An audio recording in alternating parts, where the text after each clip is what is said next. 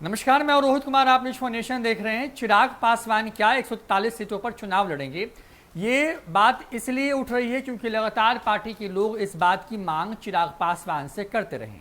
अब वैशाली की सांसद वीणा देवी ने भी अपने स्थानीय कार्यकर्ताओं की मांग के हिसाब से चिराग पासवान से अपील की है कि कार्यकर्ता चाहते हैं कि चिराग पासवान बिहार में अकेले चुनाव लड़ें और उनकी पार्टी कम से कम 143 सीटों पर विधानसभा के चुनाव लड़े।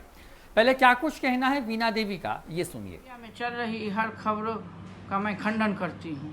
अपने राष्ट्रीय अध्यक्ष आदरणीय चिराग पासवान जी के हर फैसले पर मैं मजबूती से उनके साथ खड़ी हूँ। पार्टी के कार्यकर्ताओं से मेरी बात हुई। उनका मांग है कि हमारी पार्टी 143 सीट पर चुनाव लड़े। उनका इस मांग को मैं अपने राष्ट्रीय अध्यक्ष जी के समक्ष मैं रख दी हूँ।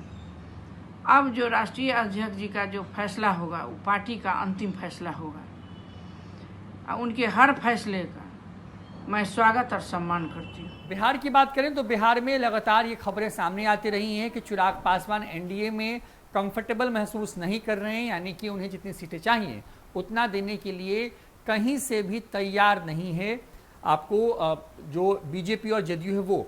ऐसे में अब चिराग पासवान के पास एक विकल्प ये बचता है कि वो बीजेपी या जदयू जितनी सीटें उन्हें ऑफर कर रही हैं, जो कि करीब 25 से 27 सीटें हो सकती हैं, या तो उस पर जाएं, या दूसरा विकल्प उनके सामने जो रखा गया है वो ये हो सकता है कि वो अलग किसी गठबंधन में जाएं, मसलन महागठबंधन में आ जाएं, या फिर वो खुद अकेले चुनाव लड़ें।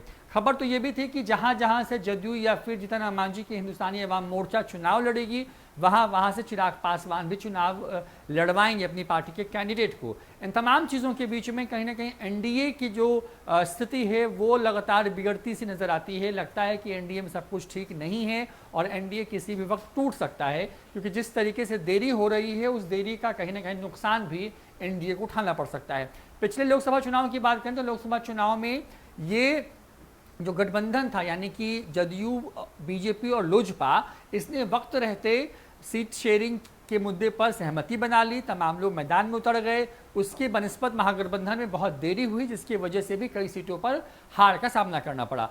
वहीं दूसरी तरफ विधानसभा चुनाव में क्योंकि मार्जिन बहुत कम होता है, लिहाजा वक्त भी कम है, क्योंकि बहुत जो चरण के जो 3 चरणों में चुनाव होने हैं उनमें हर चरण में जो वक्त है वो बहुत कम का है। ऐसे में चिराग पासवान की पार्टी से लगातार अब इस बात की मांग जो है वो तेज उठती जा रही है कि लोजपा अकेले चुनाव लड़े और कम से कम 143 सीट, जिस पर लगातार कई दिनों से बात सामने आ रही है, उतनी सीटों पर तो चुनाव लड़ना ही चाहिए। अब देखना होगा कि क्या चिराग पासवान पार्टी में उठ रही आवाज को सुनेंगे या फिर गठबंधन धर्म का पालन करते हुए अंतिम में जो बीजेपी कहेगी या जो जदयू कहेगी उसी बात पर आगे बढ़ जाते हैं। फिलहाल इतना ही। देखते रहिए न्यूज़4 नेशन। नमस्कार।